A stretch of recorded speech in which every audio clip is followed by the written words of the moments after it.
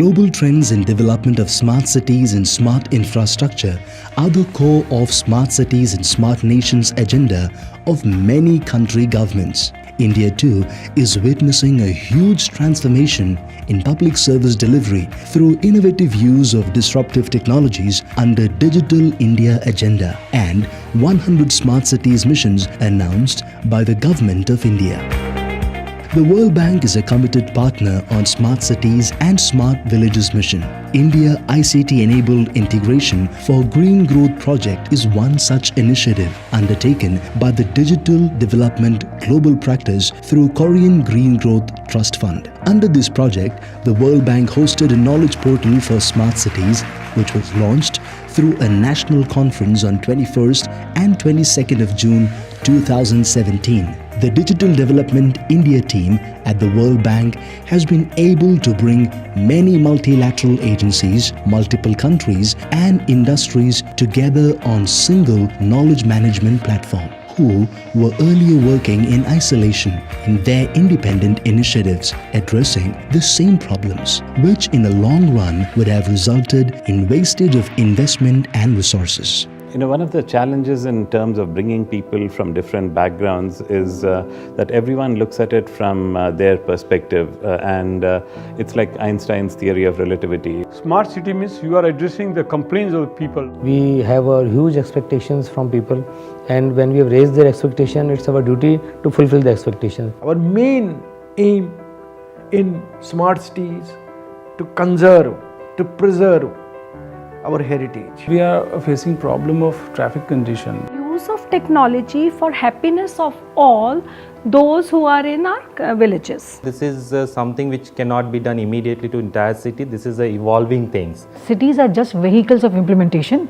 They do not have much authority in terms of what they can and cannot do. And so issues of village, issues of a small town and issues of a city should be seen together. Smart cities itself is a big question which is to be answered by everybody of us. We need to build capacities at all levels, from bottom to the top of the hierarchy. That sharing and community practice is really important, because smart cities give us an opportunity to accelerate, to have disruptive new opportunities to do things differently. When you have limited resources, you even have to be smarter. So to find good technical solutions, to find good ways of doing things doesn't necessarily cost money. To further strengthen these collaborations, the World Bank organized Smart Republic 2018, an international conference for collaborative development of smart cities and smart villages on the 15th and 16th of February 2018, with the aim to strengthen collaboration among all stakeholder groups for development of sustainable smart cities and smart villages. I think what's critical now, and the reason for the conference now, has been that another 39 smart cities announced recently. The demands on those cities and the commissioners and the staff there is to actually become a smart city quite quickly. The question is how. Funding has been made available. It's shared between the central and state government. Specially dedicated SPVs have been formed to help these cities implement the project. When we were talking to them, they said, we have received the funding from central government, we've received funding from state government, but our key challenges are being able to quickly deploy the projects. For doing that and monitoring how these are being done. That, I think, is one single challenge in terms of the capacity and the expertise to deliver something so complex and so large. And our cities have not gone in for such complex implementations. It's very important to learn from what has already happened across the globe. We have a single objective, that whatever we do, citizen engagement and acting on their feedback to modify the program. The big challenge here is to, I think, try and move from retail level work that is happening to more wholesale level platforms.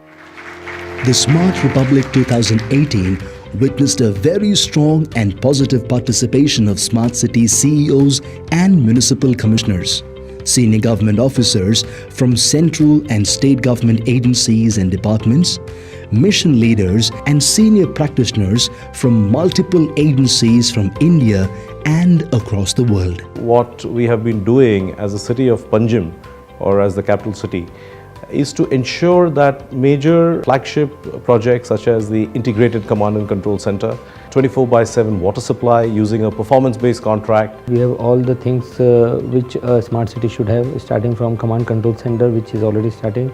We will have an ICT and ITMS structures.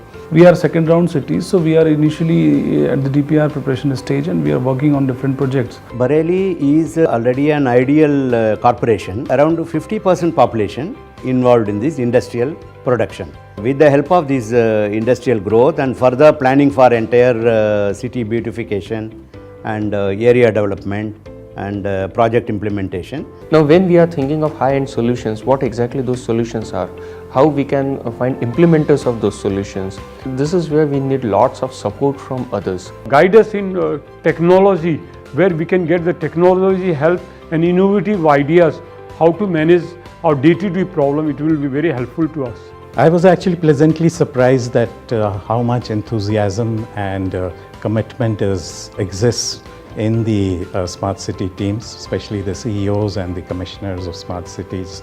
I think all of them, without exception, have cited lack of expertise, lack of knowledge, and the lack of experience as the biggest problem. These are courses that are run throughout India through the Institute, and the UN University is also constructing a course targeting a lot of the city officials, the commissioners, decision makers, as well as particular technical experts. I think that everyone knows what they want, but sometimes they are not able to put in the paper in the right way. So we have also a course how to create a strategy aligned with the Sustainable Development Goals, aligned with what is a smart city vision. We have developed almost 7 smart cities programs under the Smart City Challenge phase, and we are also supporting the local government and the smart city project in terms of smart city training program as well. Also sometimes needs work in the larger spatial context as well.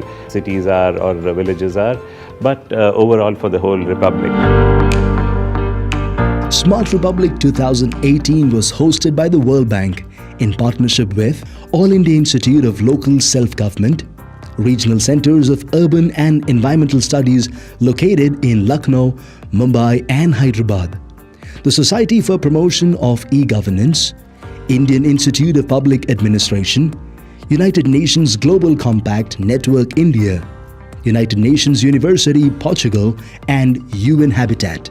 Norwegian Embassy joined as a strategy partner through its Innovation Norway initiative. I think the number of cities involved in the portal has increased. That still needs to grow even further. And of course, people finding out about the portal. I believe this could be a very important instrument. The way it is developed, I think it can be used as a very good tool and the instrument by all those who are involved in this smart city program. We started with 3 Indian cities. Today we have 20 Indian cities who have already participated. And with the kind of demand we are receiving, maybe next 6 months all 100 cities will join the initiative. And we realized that a lot of agencies are working in silos.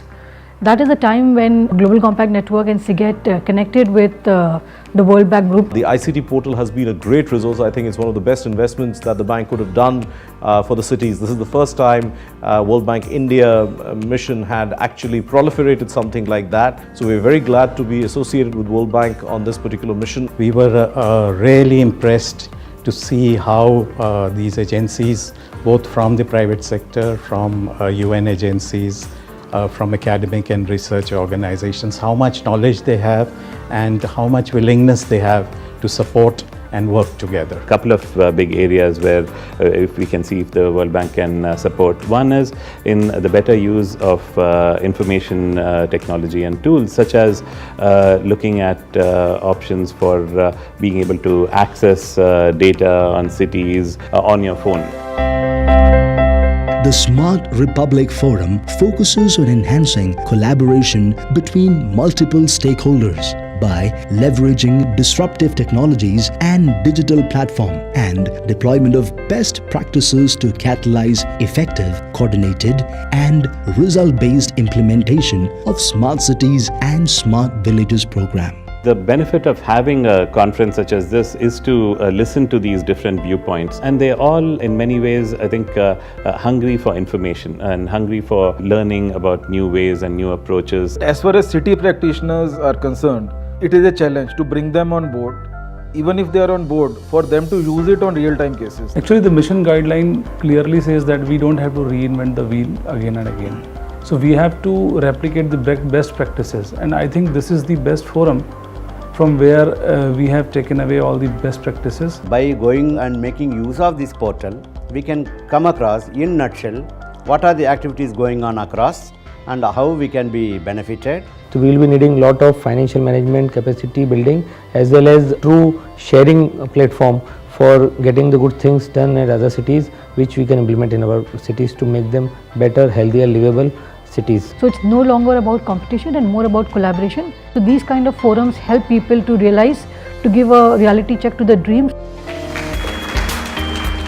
The activities under the Project India ICT-enabled integration for green growth will continue to bring more stakeholders to work jointly to achieve South-South, South-North and triangular partnership for shared digital dividends. Now that we have discussed all of these issues in presence of 3 UN agencies, World Bank, 3 Government of India agencies which directly work under Ministry of Urban Development and are mandated to mentor all these 100 cities. Let us see how we can all work together. The key roles of the World Bank is operating as a convener, so bringing people and organisations, research institutes, information together that we can help smart cities or countries leapfrog the experiences of others. To achieve the Sustainable Development Goals, 50% of the effort and the ability will depend on India for the whole of the planet. And so that community of practice, I wanted to come here so I could both share but learn. That's the best way of doing it. I mean, collaboratory efforts like that, sharing experiences, both good and bad, that's basically, I think, the most efficient way. The 100 cities are being selected, but really speaking also, every city really needs to be a smart city. Every village needs to be a smart village, and every state needs to be smart, and countries like India need to be smart. I think one of the interesting themes that came out was that smart cities need smart officials, but they also need smart citizens. Actually being invited to participate in problem solving, being part of the ecosystem. Individually, 100 cities don't struggle, all of them by themselves. Can we have collaboration at the city level? Can we have collaboration among states? And in terms of providers of knowledge and expertise, can we have collaboration so that we all make sure that we are not duplicating, we are not wasting our effort and time, and we can learn from each other and make this program a big success.